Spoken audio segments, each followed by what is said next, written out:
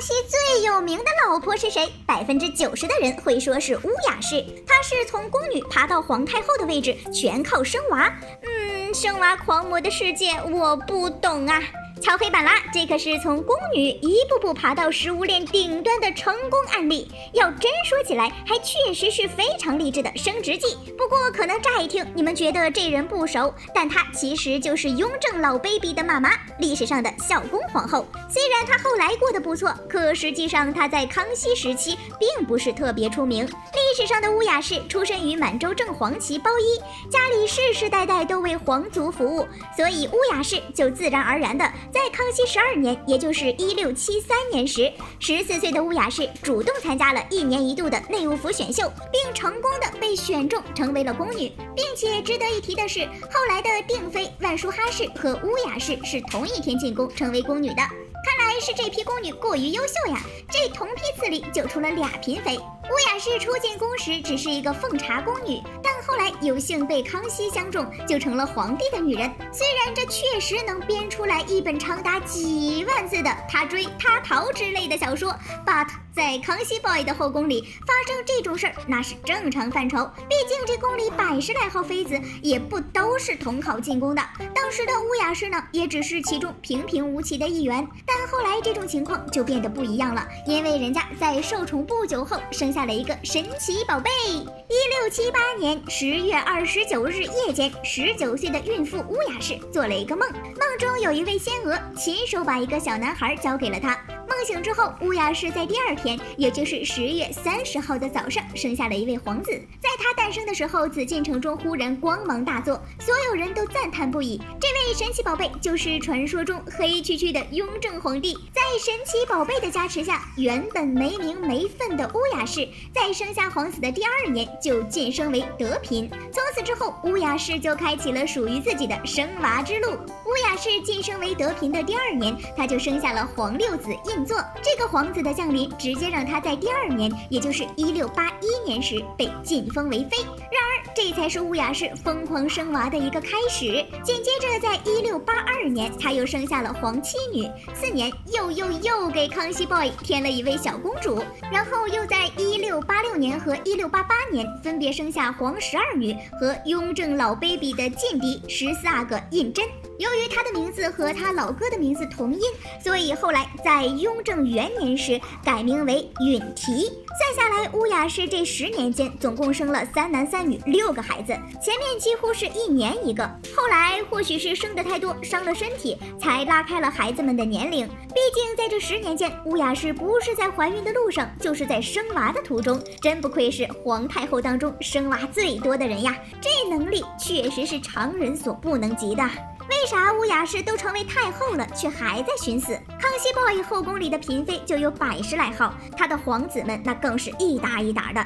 当年的夺嫡之战更可谓是清朝最残酷的夺嫡之争，所以就有了后来的秘密立储制度。毕竟康熙 boy 孩子再多，到最后也就剩下了那么几个。要是这种争斗多来几场，可能大清朝直接绝后。在这场残酷的斗争当中，乌雅氏的神奇宝贝胤禛顺利上位。本来对于他来说，能够直接升级到皇太后的位置是一件喜事儿，但是看着皇位上最终坐的是老四，乌雅氏还是有点不那么开心。明明自己儿子坐上了皇位，为啥他反而不开心呢？因为当年乌雅氏在生下雍正老 baby 后，由于种种原因没能亲自抚养自己的神奇宝贝，而这位生下来就身负异象的儿子，则被交给了当时还是贵妃的孝义仁皇后抚养。而后来战功卓越的14阿哥则是在自己身边长大，也就是说乌雅氏的3个儿子，大儿子在别人身边长大，二儿子早夭，只有这个小儿子一直在自己身边。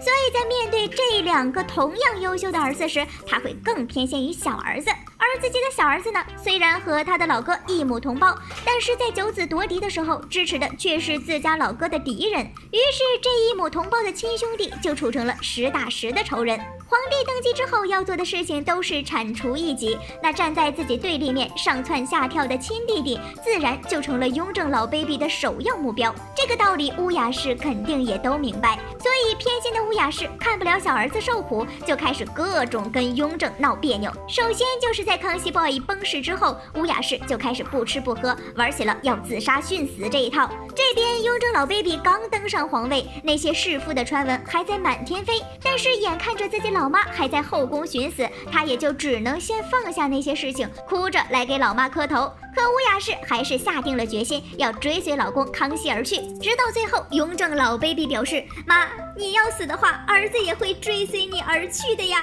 妈妈。”乌雅氏一看，完球了，自己要是继续这种行为的话，万一皇帝真出了啥事儿，自己也不得被喷死。在这种责任的驱使下，乌雅氏就放弃了这种想法。其实乌雅氏要寻死根本没有道理，因为在原来的后宫里，最受宠的不是她，位分最高的也不是她，更何况康熙已经废除了殉葬制度，要真是感情深，那也不会违背这项制度。所以这说来说去，就只是乌雅氏在给自己的儿子难堪。毕竟刚登基的雍正根本还没有坐稳皇位，这时候就算是傻子都知道自己不能闹。而且乌雅氏闹的事情可不止这一件，例如在雍正老 baby 登基后，就想让自己老妈移居到宁寿宫，但是不管他怎么说，乌雅氏还是在自己的永和宫当钉子户。还有当时要给皇太后上徽号的时候，乌雅氏以先帝未下葬为理由拒绝了，但先帝登基给新晋皇太后上徽号是个惯例，乌雅氏的借口其实根本就站不住脚。还有后来他拒绝雍正在登基大典之前来向自己行礼，但这又是一个规矩，清朝皇帝继位时都要先给皇太后行礼，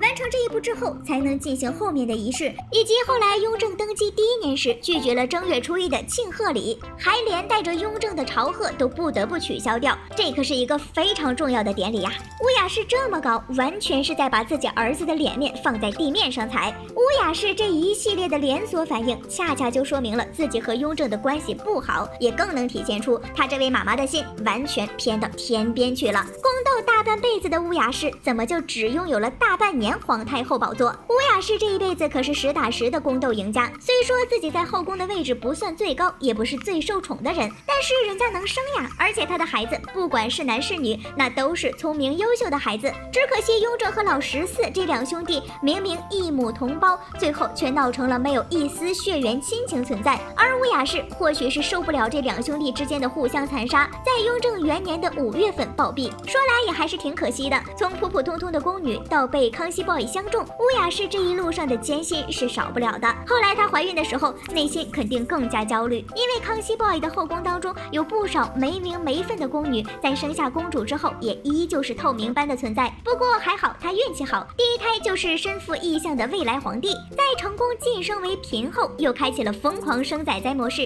这也能从侧面说明当时的乌雅氏还是挺受康熙 boy 喜爱的，不然也不能总是找他困觉，还给他这一个接一个生的机会。虽然他生下的3男3女到最后只剩下了2男1女，但这3个孩子个个聪明伶俐，就连这位公主都是史书当中夸了又夸的。只是这几个孩子优秀的缺点就是最后俩儿子各自为政。乌雅氏从小宫女一直爬到名列4妃，其中的辛酸和算计肯定不少，只可惜这大半辈子的操劳只换来了大半年的皇太后，而且她即便是当上了皇太后，也是要看着自己的儿子自相残杀。这个时候的乌雅氏要承担的心理压力，那可真不是一般的大。不过该说不说的，乌雅氏这个妈当的确实太偏心。虽然大儿子不是自己抚养长大的，但毕竟是自己怀胎10月生下来的孩子，她怎么能狠得下心，在自己儿子还没坐稳皇位的时候，就各种给他难堪呢？这么一说，倒觉得雍正老 baby 才更可怜，摊上这样的一个妈。